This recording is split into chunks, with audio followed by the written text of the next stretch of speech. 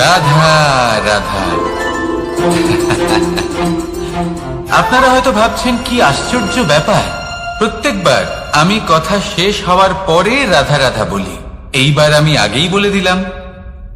কারণটা কি? কারণ সূত্রপাত হয় নিঃস্বার্থ আবেগের দ্বারা। ঠিক যেমন একজন মাতাকেই দেখে নিন। যখনই একজন মাতা সন্তানকে জন্ম দেন, তখন এই সংসার ভুলে যায় যে তার জন্য এটা একটা নতুন জন্ম। কারণ একজন নারী তখন একজন মাতৃরূপে নতুন ভাবে জন্ম নেন। একজন নারী স্ত্রী ও গৃহবধূ রূপে কিছু অধিকার লাভ করে থাকেন, কিন্তু তিনি যখন মা হয়ে যান তখন তিনি শুধুই দান করতে শেখেন। নিজের সন্তানের জন্য কত কিছুই না করেন, তাকে বাৎসল্যের সাগরে ভাসিয়ে নিয়ে যায়। এই সংসারে রাজকুমার জন্ম নিতেই পারেন, তাকে রাম এবং লক্ষণ কিন্তু মায়েরাই বানিয়ে তোলেন। একজন গোয়ালা জন্ম নেয়, তাকে দ্বারকাধীশ একজন মাই বানিয়ে তোলেন। পিতা হলেন সেই পর্বত যার একটা অংশ হলো তার সন্তান, কিন্তু মা হলেন সেই শিল্পী যিনি একটা পাথরকে খোদাই করে এমন এক মূর্তি গড়ে তোলেন যাকে সকলে পূজনীয় মনে করেন। তাহলে স্মরণ করুন সেই সকল মুহূর্ত যেগুলি আপনি নিজের মাতার সাথে অতিবাহিত করেছেন। অনুভব করতে পারবেন যে কিভাবে এক মুহূর্তেই এই মন প্রফুল্ল হয়ে ওঠে। এবারের কারণ কি? এর কারণ হলো এই জীবনের আসল দ্বারই হলো মমতা।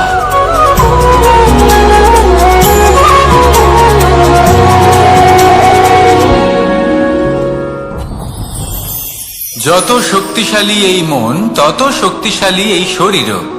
সারথি শক্তিহীন হয়, দুর্বল হয়, তাহলে এই রথের কি হবে? এটা উচিত পথে চলতে পারবে না, উচিত গতিতে চলতে পারবে না, মন মতো স্থানে এটা পৌঁছতেও পারবে না। সেই জন্য মনের শক্তি অত্যন্ত প্রয়োজনীয়। এবার মনের শক্তি আমরা কোথা থেকে লাভ করি? দৃঢ়তার শক্তি থেকে। এবার এই শক্তি আমরা কিভাবে বাড়াতে পারি? আমরা প্রতিদিন কিছু নতুন স্থির করি, কিছু ছোট কিছু বড়, আর যেই আমরা নতুন কিছু পূর্ণ করি আমাদের মনের শক্তি বেড়ে যায়। আর যদি পূর্ণ না করতে পারি মনের শক্তি কমে যায়। একটা দেওয়ালের মতো ছোট ছোট ছোট ছোট শিলা আমরা একটার পর একটা স্থাপন করে একটা দেওয়াল তৈরি করি। এতগুলো পাথর যখন একত্রিত হয়ে যায় তখন এমন এক দেওয়াল তৈরি হয় যাকে ভাঙা প্রায় অসম্ভব হয়ে দাঁড়ায়। সেরকমই হয় মন এবং দৃঢ়তা। ছোট ছোট কাজ করে নিজের লক্ষ্য পূর্ণ করুন। এই লক্ষ্য যদি পূর্ণ হয় তবে মনের শক্তি বাড়বে। কিছুটা এইভাবে যে যত বড়ই বিপদ আসুক না কেন সেই বিপদ নিজে হার মেনে নেবে, কিন্তু আপনার মন ততটাই শক্তিশালী থাকবে। তাই মনের শক্তি বাড়াতে থাকুন যাতে আপনি উচিত পথে চলতে পারেন, উচিত গতিতে চলেন আর মনোবাঞ্ছিত স্থানে পৌঁছতে পারেন। তবেই এই মন প্রসন্ন হয়ে বলবে, রাধা রাধা। আমি রাধাকে ভালোবাসি, আর এই কথাটা সমগ্র সংসার জানে। আর সময় অন্তরে লীলার দ্বারা, বিভিন্ন ঘটনা দ্বারা, কর্মের দ্বারা আমি নিজের এই ভালোবাসা রাধার সামনে প্রকাশ করি। এবার আপনি বলবেন এসবের কি প্রয়োজন? রাধা কি এই কথা জানে না যে কৃষ্ণ তাকে কতটা ভালোবাসে? অবশ্যই জানে, কিন্তু এই যে ভালোবাসা তা মনে রেখে দেওয়ার জন্য নয়, তা প্রকাশ করার জন্য। আর বারংবার এই ভালোবাসাকে প্রকাশ করা উচিত, উচিত সময় এবং উচিত সুযোগ দেখে। কিরকম? এবার যদি আপনি প্রেমীর সাথে কোনো উৎসবে থাকেন তাহলে তার সাথে নৃত্য সঙ্গীত করুন। যদি ভিড়ের মাঝে থাকেন তখন প্রেমীকে সম্মান করুন, একান্তে প্রসাধন করুন। দুঃখের সময় তার হাত ধরে থাকুন, সুখের সময় আলিঙ্গন করে রাখুন। এই প্রেম যত প্রকাশ করবেন ততই এই প্রেমের বৃদ্ধি হবে। এই প্রেম আরো বেশি গভীর হবে, অটুট হবে। তাই সেই ভালোবাসার সাথেই বলুন, রাধা রাধা। আমার কাছে যশোদা মা যেমন, আমার কাছে দেবকী মা যেমন, আমার কাছে ঠিক তেমনই হলেন গোমাতা। এবার ভেবে দেখার বিষয় হলো এটা যে এই সংসারে অসংখ্য প্রাণী আছে, একজন গাইকে একজন মায়ের মর্যাদা কেন দেওয়া হয়? তাহলে এর অনেকগুলো কারণ আছে। এই গাই অর্থাৎ গোমাতা, এনারা হলেন অত্যন্ত শান্ত, শান্তি প্রিয়, কখনো কারোর কোনো ক্ষতি করতেই পারেন না। গোমাতা যে দুধ নিজের বাছুরকে পান করান সেই দুধই আমাদেরও দেন। সেই দুধ পান করে আমরা শক্তি লাভ করি। এই দুধ থেকে আমরা মাখন, ঘি, পায়েস এইসব সুস্বাদু খাবার লাভ করি। গোমাতার গোবর আমাদের জ্বালানি হিসেবে সাহায্য করে, যার ফলে খুব কম সংখ্যক কাঠ ব্যবহার করা যায় এবং বেশিরভাগ জঙ্গল সুরক্ষিত থাকে। গোমাতার গোমূত্র সেটাও আমাদের কাছে লাভজনক। এর দ্বারা আমরা অনেক রোগ থেকে মুক্তি লাভ করতে পারি। গোমাতা যখন একটি বাছুরকে জন্ম দেন তখন সেই বড় হয়ে আমাদের ক্ষেত কর্ষণ করে। সেই জন্য গাইকেও জীবনে মায়ের মর্যাদা দেবেন। যতটা সম্ভব তাকে সেবা করুন এবং ভালোবেসে তাকে পালন করুন। এই মন নিজে থেকেই প্রসন্ন হয়ে বলবে রাধা রাধা।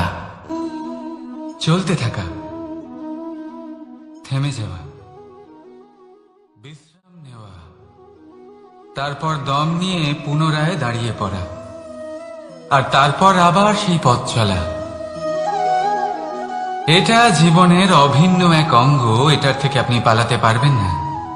কিন্তু এই অঙ্গকে আপনি নিজের জীবনে কিভাবে প্রয়োগ করবেন, কিভাবে তাকে কাজে লাগাবেন, সেই সিদ্ধান্ত আপনাকে নিতে হবে। যারা হেরে যান তারাও জীবনে থমকে যান, আবার যারা জেতেন তারাও দাঁড়িয়ে পড়েন। যারা হেরে যান তারা হাঁপিয়ে দাঁড়িয়ে পড়েন, যারা জিতে যান তারা দাঁড়িয়ে পড়েন সেই সর্বোচ্চ স্তরে পৌঁছে গিয়ে। এবার দাঁড়াতে তো আপনাকে হবেই, তা হতেই হবে। কিন্তু কখন, কিভাবে দাঁড়াবেন, ক্লান্ত হয়ে নাকি সর্বোচ্চ স্তরে পৌঁছে গিয়ে, সেই সিদ্ধান্ত আপনার। অবশ্যই দাঁড়িয়ে পড়ুন, কিন্তু ক্লান্ত হয়ে নয়, কারণ আপনাকে পুনরায় দাঁড়িয়ে পড়তে হবে, পুনরায় যাত্রাপথে এগোতে হবে এবং সর্বোচ্চ স্তরে পৌঁছতেই হবে। রাধা রাধা। স্বপ্ন, আমরা জীবনে স্বপ্ন দেখতে থাকি, সেটা পূরণ করার পূর্ণ প্রয়াস করে থাকি। কিন্তু এই স্বপ্ন পূরণ না হওয়ার পরিস্থিতিতে আমরা ভেঙে পড়ি, ছিন্ন বিচ্ছিন্ন হই। আর তারপর এই বোঝা আমরা আগামী প্রজন্মের ওপর রীতিমতো চাপিয়ে দিই। আমরা এটাই মনে করি যে আমরা যেটা হতে পারিনি সেটা আমাদের সন্তান অবশ্যই হবে। আমরা যা কখনো পাইনি আমাদের সন্তান অবশ্যই তা পাবে। এটা যে অনুচিত সেটা আমরা ভাবি না, কিন্তু এটা ভুল।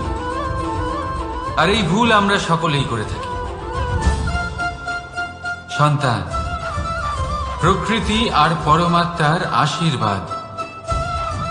ওদের ভেতরে তাদের নিজের একটা অস্তিত্ব লুকিয়ে থাকে, সেটা মন। আগুন অবশ্যই নেভাতে পারে, ঠিক সেই রকমই হয় আমাদের সম্পর্ক।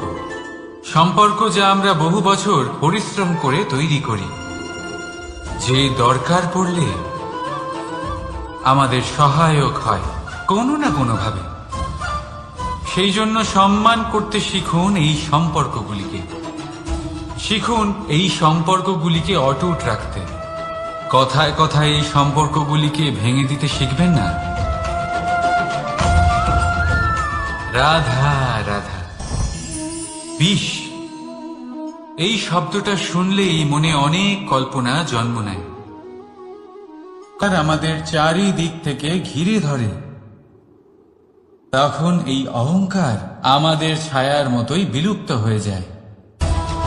তাই সেই কারণে এই আত্মসম্মান নয়, এ হলো অহংকার। আর অহংকার আর কিছুই নয়, শুধু পতনের দিকে প্রথম পদক্ষেপ। আর এই জীবনে পতনের দিকে নয়, প্রেমের দিকে এগিয়ে যান। আর আমার সাথে ভালোবেসে বলুন রাধা রাধা। আপনি কি কখনো ফলে ফুলে পরিপূর্ণ বৃক্ষ দেখেছেন? তার ডালগুলো কিরকম স্বাধীনভাবে বেড়ে ওঠে, কিন্তু যদি এই ডালগুলো মূলের সাথে ঠিকভাবে যুক্ত না থাকে, সেই বৃক্ষের মূলগুলি গভীর না হয়, তাহলে কি হবে? তাহলে কি সে সেই সব সুবিধা পাবে? কখনোই না। সেই বৃক্ষের ডাল পড়ে যাবে, সেই বৃক্ষ ভূমিষ্ঠ হয়ে যাবে। ঠিক সেইভাবেই চিন্তা ভাবনার স্বাধীনতার আনন্দ আপনি তখনই আস্বাদন করবেন যখন আপনার শিক্ষা গভীর হবে। তাই স্বাধীন থাকুন দৃষ্টিভঙ্গিতে, কিন্তু যুক্ত থাকুন শিক্ষার সাথে। রাধা রাধা। সমাজ, আমরা এই সমাজে বাস করি আর বহুবার একটা গুরুত্বপূর্ণ কথা ভুলে যাই। এই সমাজ আমরা সকলে মিলে তৈরি করি। সমস্ত সময় কাটিয়ে দিই এইটা ভাবতে ভাবতে যে এই সমাজ কি ভাববে,